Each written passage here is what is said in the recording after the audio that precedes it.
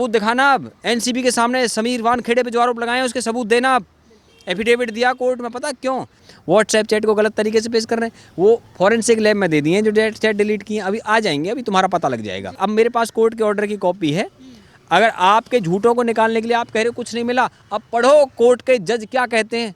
को लाइन सुनाता हूँ, पूरे 16 पेज की कंप्लीट कॉपी है। और जितने आरोप लगाओगे आप, कहते हैं कि हीरा उतना ही ज़्यादा उभर करके सामने आता है। भारत सरकार का विश्वास, उसे फ्री हैंड दिया गया है। भारत सरकार ने उसका कार्यकाल बढ़ा दिया समीर वानखेड़े का। सारी मीडिया को दिखाना चाहिए और खुल करके तारीफ करके दिखाना चाहिए। 11 अक्टूबर को भारत सरकार ने 6 महीने का कार्यकाल बढ़ा दिया, इसका मतलब उसके काम से खुश है। होम मिनिस्ट्री ने भी इनको कार्यकाल आगे बढ़ा दिया, इसका मतलब ये है कि जीत हो रही है। सत्यमेव जयते। नमस्कार, मैं हूं आपके साथ मनीषा डिंडोरिया। स्वागत है आप सभी का हमारे चैनल पर। जिस तरीके से समीर वानखेड़े को नवाब मलिक द्वारा टारगेट किया जा रहा है, पर्सनल चीज़ें जो उनकी हैं वो बीच में लेकर आई जा रही हैं।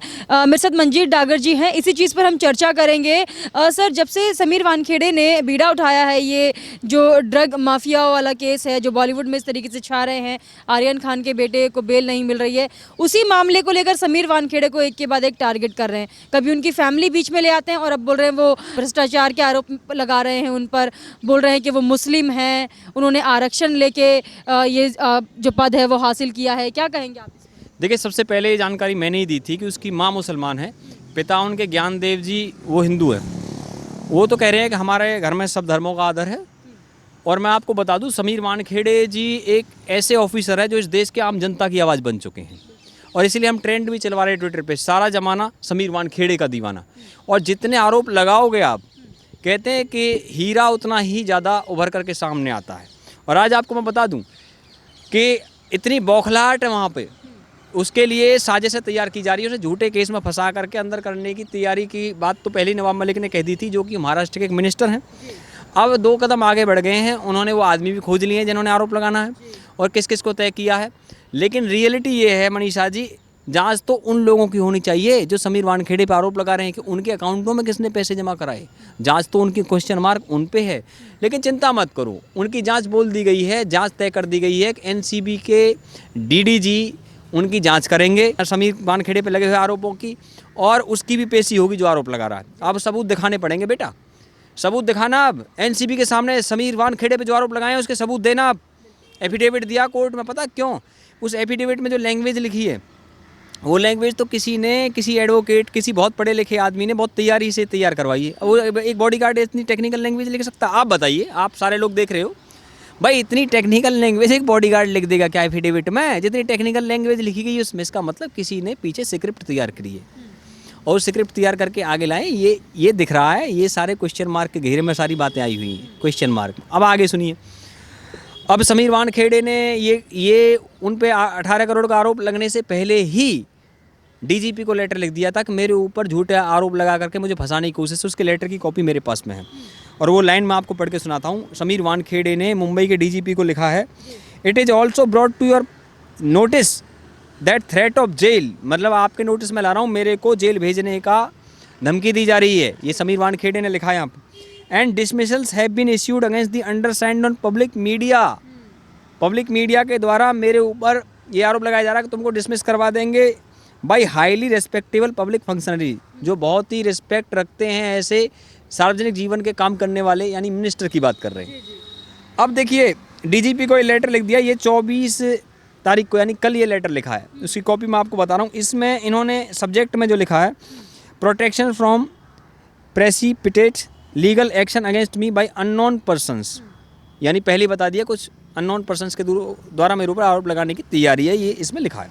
अब देखिए मनीषा जी, ये जो बात मैं आपको बता रहा हूँ, एक चीज़ समझ लेना आप, कि जब कीड़े मारने की दवाई डाली जाती है ना, तो सारे कीड़े बाहर आ जाते हैं। तो समीर वानखेड़े ने जितने भी कीड़े, ड्रग्स के कीड़े थे, उन्होंने कीड़े मारने की दवाई डाली। कीड़े मारने की दवाई डालते ही सारे कीड़े बाहर आ गए और मैदान में इकट्ठे हो गए और साजिश करने लगे। और अब एक चीज़ समझ लीजिए, मैं एक डायलॉग आपको सुनाया पहले भी, फिर से सुनाता हूँ कि एक अमिताभ बच्चन की फिल्म में एक डायलॉग था कि अंधेरी रातों में और सुनसान राहों पर एक मसीहा निकलता जिसे लोग शहंशाह कहते हैं। कहा था ना कि वो एक ऐसा मसीहा है कि जो मुंबई की अंधेरी रातों में, जो पार्टी चलती है, उनमें ड्रग्स की सफाई करने के लिए मसीहा निकला, जिसने अब तक 18,000 करोड़ के ड्रग्स सीज करके दिखाए हैं, जो भारत में अब तक किसी भी ऑफिसर के द्वारा की गई सबसे बड़ी कार्रवाई है। IRS ऑफिसर हैं, इंडियन रेवेन्यू सर्विस जो कि IAS के बराबर होती है, उस सर्विस के ऑफिसर हैं। और जितने भी इस देश में UPSC की तैयारी कर रहे हैं, भैया आप समर्थन में आइए उनके, क्योंकि आप भी की तरह वो ईमानदारी से काम कर रहे हैं। आप कैसे काम कर पाओगे बताइए आप। दूसरी चीज़, ये बंदा DRI में काम करके आया था। DRI वो है, DRI एक एजेंसी है, फाइनेंस मिनिस्ट्री के अंडर काम करती है। ये हवाला और स्मगलिंग के कामों की जांच किया करती है, उसमें काम किया है समीर वानखेड़े ने। और ये DRI वो है, इसी ने ही अडानी पोर्ट पे छापा मारा है, जो मुंद्रा पोर्ट है। और उसमें सारे लोग गैर जमानती धाराओं में अंदर हैं, सारे लोग। और 5 एजेंसी जो इसकी जांच कर रही है। NIA भी जांच कर रही है, क्योंकि विदेश से टेरर का मामला, उसकी जांच NIA किया करती है। ED भी जांच कर रही है, क्योंकि फाइनेंशियल ट्रांजैक्शंस का मामला है। उसके अंदर NCB भी जांच कर रही है, क्योंकि ड्रग्स का मामला। उसके अंदर जो कस्टम विभाग भी जांच कर रहा है, क्योंकि कस्टम का मामला है। इतना मामला हुआ, DRI भी जांच कर रही है। तो फिर भी सोशल मीडिया में बहुत चर्चा चल रही है, अडानी पोर्ट। हाँ, तो हम जानकारी दे रहे हैं, सारे लोग गैर जमानती धाराओं में अंदर हैं। और देश में अब तक की सबसे बड़ी ड्रग्स की खेप 21,000 करोड़ की वहाँ पकड़ी गई है, और उस पर सबसे तगड़ी कार्रवाई हुई है। अब आगे देखिए, आगे होता है क्या। लेकिन मसला क्या है कि वो जो कार्रवाई हो रही है उसकी जानकारी नहीं दे रहे ना लोग, बस शब्द रटा हुआ है, उस शब्द पे सारी चीज़ें चल रही हैं। लेकिन उसी DRI में मैं इसलिए चक्कर किया था, क्योंकि DRI में समीर वानखेड़े ने काम किया था। अब आप मुझे बताइए, जितने भी लोग हैं, समर्थन में किसके खड़ा होना चाहिए इन लोगों को? समीर वानखेड़े ईमानदार ऑफिसर के, ये किसके समर्थन में आ रहे हैं? अरे सोनू सूद गरीबों के मसीहा बने घूम रहे थे, वो शाहरुख खान के पक्ष में वहाँ उन्होंने बयान दिया है। और सोनू सूद, मुझे बताइए, वो तो एक शराब का ब्रांड है रॉयल ग्रीन, उसकी ऐड करता है। मतलब आप इस देश के आइकन हो क्या? ये ऐसे आइकन होते हैं। और मैं बताऊं, हमारे पास सोशल मीडिया है, इनका बाइकआउट करने की पावर है। शाहरुख खान, आप बताइए, इतना उसका पता कितना मामला बना हुआ है। क्या खेल हो रहा है कि जो PR मशीनरी है शाहरुख खान की, जो PR एजेंसी जिसका काम देखती है, 9 से 10 देखती है, उनको काम पे लगा दिया गया है कि इस 18 करोड़ की बात को पूरी मीडिया में फैला दो और समीर वानखेड़े को बदनाम कर दो। और इसके लिए PR एजेंसीज ने यहाँ नोएडा फिल्म सिटी के चैनलों से भी कॉन्टैक्ट किया, ऑनलाइन पोर्टल से भी कॉन्टैक्ट किया गया, पैसे ले लो और ये न्यूज़ चलाओ।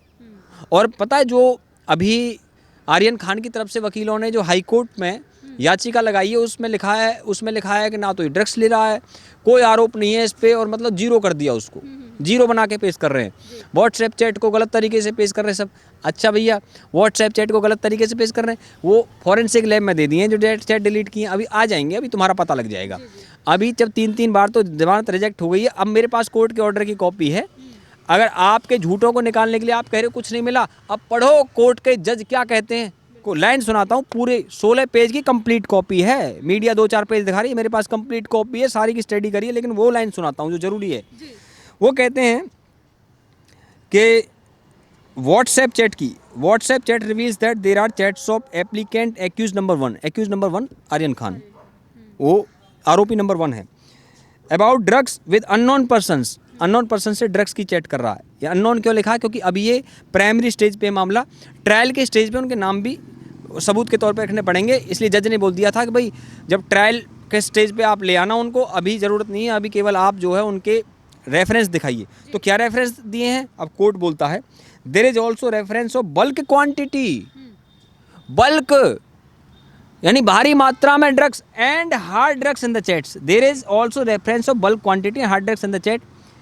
ये भैया पेज नंबर 3 है इस कोर्ट के ऑर्डर का, पढ़ लेना आप लोग, पेज नंबर 3 है और इसका 19 नंबर पॉइंट है। पढ़ लेना। जो अंधे हैं, कहते कानून अंधा है लेकिन बहरा नहीं है। और ये भी समझ लेना आप, ये सब NCB के घेरे में है और इनका फ्यूचर अंधेरे में है। अब और मैं आपको एक चीज़ बता दूं, अभी तो भारत सरकार से परमिशन ले रही है NCB, पता किस बात की? करण जौहर की पार्टी की जांच रखी जाएगी। हाई लेवल मीटिंग हुई है बॉम्बे के अंदर, और यहाँ होम मिनिस्ट्री से परमिशन लिए, दिल्ली से परमिशन मिल गई है। अभी उसकी जांच, अभी जितने लोग समर्थन में बोल रहे हैं ना, वो कहते हैं ना बिग बॉस चाहते हैं कि सबकी लाइन में खड़े होकर के इंटेरोगेशन हो, इनकी लाइन में खड़े करके इंटेरोगेशन की जाएगी। और इससे भी आगे की बात बता दूं, भारत सरकार का विश्वास, उसे फ्री हैंड दिया गया है। भारत सरकार ने उसका कार्यकाल बढ़ा दिया समीर वानखेड़े का। सारी मीडिया को दिखाना चाहिए और खुल करके तारीफ करके दिखाना चाहिए। 11 अक्टूबर को भारत सरकार ने 6 महीने का कार्यकाल बढ़ा दिया। इसका मतलब उसके काम से खुश है। अगर भारत सरकार उसके काम से खुश नहीं होती तो उसका कार्यकाल नहीं बढ़ाते। इसका मतलब होम मिनिस्ट्री ने चाहा है कि ऐसे ईमानदार ऑफिसर बॉलीवुड से इस ड्रग की दुनिया को ख़त्म किया जाए।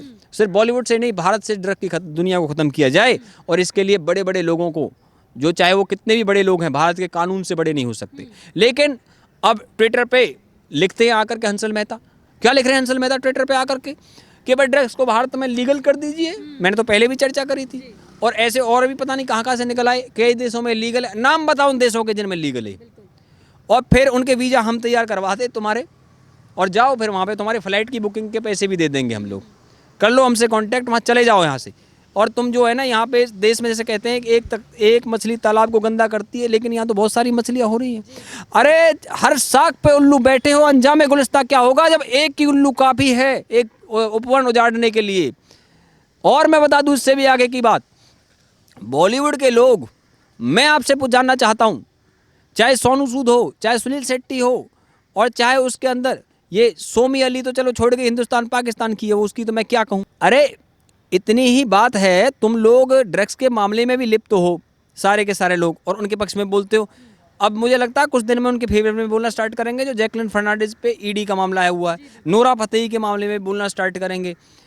इतने कीचड़ में घुसे हुए हैं गुनाहों की, कहाँ तक तुम्हारा जो है साथ दिया जाए, और क्यों ना तुमको बायकॉट। और एक बात बता दूं मनीषा जी, एक चीज़ समझ लेना आप, बॉलीवुड में इतना बुरा हड़कंप है क्योंकि बॉलीवुड को पता है अगर शाहरुख खान नहीं बचे तो फिर तुम में से कोई नहीं बचेगा, कोई चिड़िया नहीं बचेगी बॉलीवुड की अगर शाहरुख खान नहीं बचे तो। इन सबका गुरु है वो, गुरु, और छोटा मोटा गुरु नहीं है। मैं पहले भी चर्चा करी है, पॉलिटिक्स जो भारत की हाईएस्ट पॉलिटिकल पार्टी फैमिली से संबंध। अरे रॉबर्ट वाड्रा, प्रियंका गांधी उनके घर में बैठ के पार्टी करते हैं, कोलकाता नाइट राइडर्स के मैचेस में जा करके ताली बजाते हैं।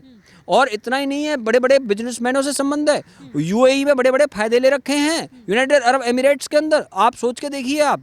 और ऐसे ऐसे खेल कर रखे हैं, कोलकाता नाइट राइडर्स की टीम ले रखी है, एक कैरेबियन लीग चलती है उसके अंदर ट्रिनिडाद एंड टोबैगो की टीम ले रखी है वहाँ पे भी, और सारा काम यही लोग देख रहे हैं। रेड चिलीज एंटरटेनमेंट के सीईओ वेंकी माहेश्वर को बोला सारा काम तुम संभालो, पूजा डडलानी मैनेजर है, अब पूजा डडलानी को ही इस मामले में आगे बढ़ा रहे, तुम हमको बचाओ, तुम कोर्ट में पार्टी बनो, कहो डील 18 करोड़ की हमने फाइनल करी है। इसका मतलब ये कौन कर रहा है, हमने अब सबूत दे दिए आपको। लेकिन क्योंकि मामला सब जुडिस है, हम भी इसमें ज़्यादा नहीं कहते। हम चाहते हैं कि इसमें जो निष्पक्ष जांच के माध्यम से दूध का दूध और पानी का पानी होना चाहिए। क्योंकि समीर वानखेड़े जी तो वो हैं कि कबीरदास जी का आपने लाइन सुनी होगी, वो दोहा है कबीरदास जी का, कबीरा खड़ा बाजार में सबकी मांगे खैर, सबकी मांगे खैर, चाहे को पॉलिटिकल आदमी है, चाहे को बॉलीवुड का टॉप सेलिब्रिटी है, कबीरा खड़ा बाजार में और सबकी मांगे खैर, और ना काहू से दोस्ती और ना काहू से बैर। पूछिए क्या पूछना है। बिल्कुल सही बात है। और जिस तरीके से नवाब मलिक उन्हें टारगेट कर रहे हैं, इतने वफादार आप बोल रहे हैं कि समीर वानखेड़े हैं, इतने ज़्यादा ईमानदार ऑफिसर हैं, क्यों उनको पर्सनल लेवल पर टारगेट करके, वो हिंदू मुस्लिम कर रहे हैं। अब पहले कह रहे थे आर्यन खान मुस्लिम है इसलिए उसे टारगेट कर रहे हैं, अब कह रहे हैं कि समीर वानखेड़े मुस्लिम है, उन्होंने मतलब अपना आरक्षण लेके ये सीट हासिल की है। इस तरीके से क्यों कर रहे हैं? हम भारत की जनता तो सिर्फ एक ही बात जानती है कि तुम भारतवासी हो, तुम भारत देश की सेवा कर रहे हो। तुम कौन हो कौन नहीं हो, तुम हिंदू हो मुस्लिम हो, तुम सिख हो तुम ईसाई हो, तुम तो भारत की बच्चों की आंखों के तारे हो।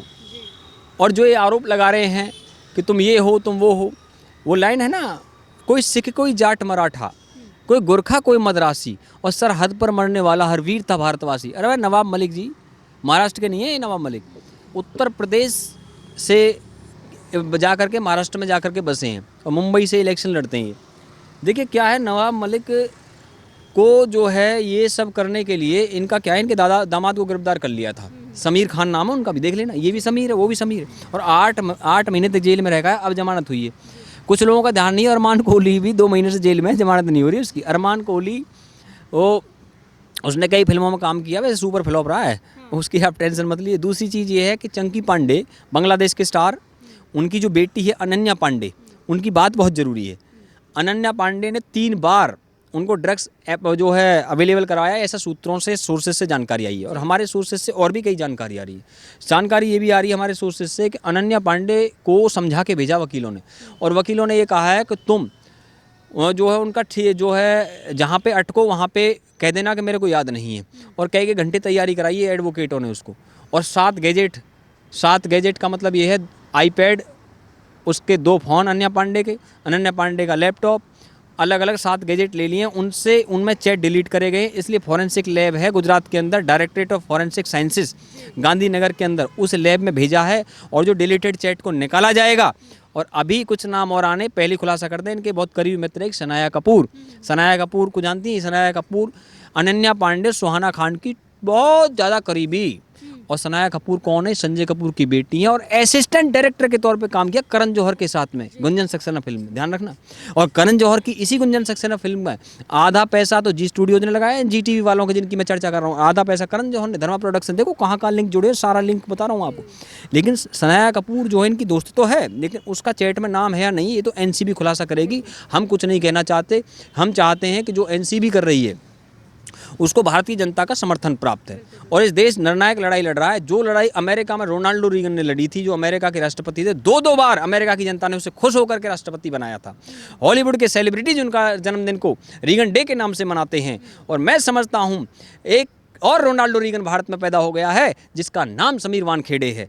और हम चाहते हैं कि जैसे उसको 2 कार्यकाल अमेरिका में मिले थे वहाँ की जनता के द्वारा, होम मिनिस्ट्री ने भी इनको कार्यकाल आगे बढ़ा दिया। इसका मतलब ये है कि जीत हो रही है। सत्यमेव जयते, सत्यमेव जयते, सत्य की हमेशा विजय होती है।